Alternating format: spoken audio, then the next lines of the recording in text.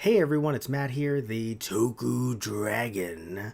And today we're going to be unboxing something that, even though I'm staring right at it, I still cannot believe it's out in the US. It's Kamen Rider Black on Blu-ray.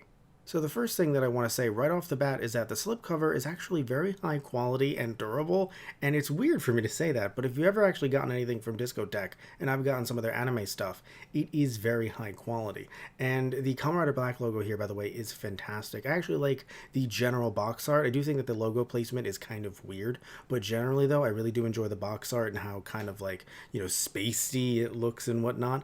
And when it comes to, again, the font, I just am such a huge fan of it.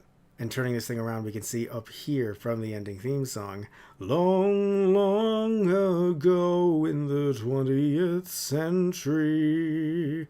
Desperate and terrified, Kotaro Minami escaped the clutches of the ancient secret society, Gorgum. But in doing so, left behind his best friend, Nobuhiko. He is more to him than his best friend. They grew up like brothers. Both have been transformed into beings of immense power in order to serve Gorgum's dark purposes. If left unchecked, Gorgum will destroy humanity and eliminate all traces of its civilization and culture. Now, the powerful cyborg known as Kamen Rider Black, Kotaro will use the powers Gorgum gave him to preserve justice and freedom, as well as to save his best friend. But Gorgum has their own plans for Nobuhiko, and if Kotaro can't save him, he may have to fight him. That is a weirdly written blurb. It was like they were describing Kamen Rider Black and Kotaro being two different people. Brimming with bare-knuckle action and classic horror imagery, this back-to-basics return to the Kamen Rider franchise made tokusatsu icons of its stars and created a whole new generation of Kamen Rider fans. Which, by the way, is true. Legit. Like, people, when you think of, like, Super Sentai, you think of it being yearly. When it comes to Kamen Rider, especially back then, wasn't the case. So this definitely brought in some, some more Kamen Rider fans, and there's a reason for it. It's so freaking good. Also, this is going to sound super silly, but like looking at all the different pictures that they have, it feels like they looked at other companies putting out like only like 3 pictures or maybe like 4 pictures, and they're like, we can do more than that actually.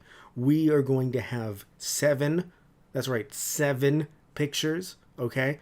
8, too many. 6, too few. We will have 7.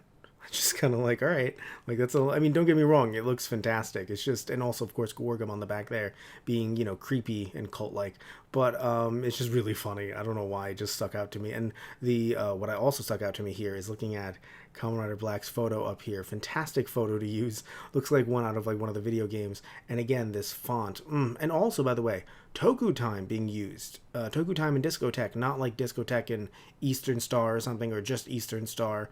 That's very interesting. Now, this thing actually slips out really easily, which I enjoy. However, funnily enough, it's a bit too big.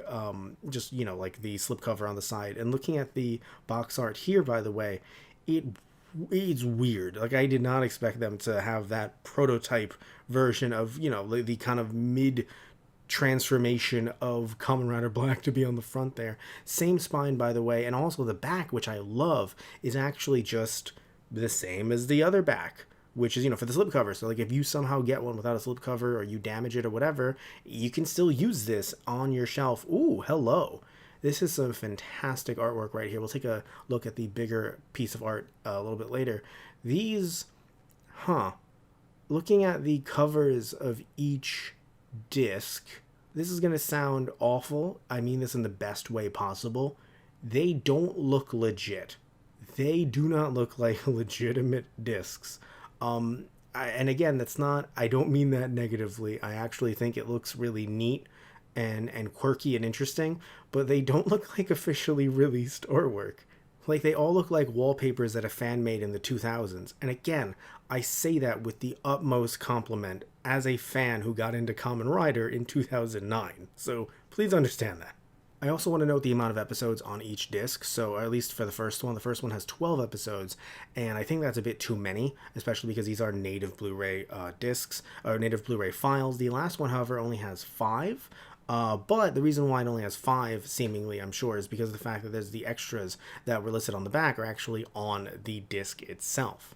Which Speaking of those extras, let's actually roll the footage back a little bit and take a look at some of them. So extras here are a historical essay by Mike Dent, the cast and crew reunion, which I did not think that they would be able to do for this. That is absurd that they were able to do that.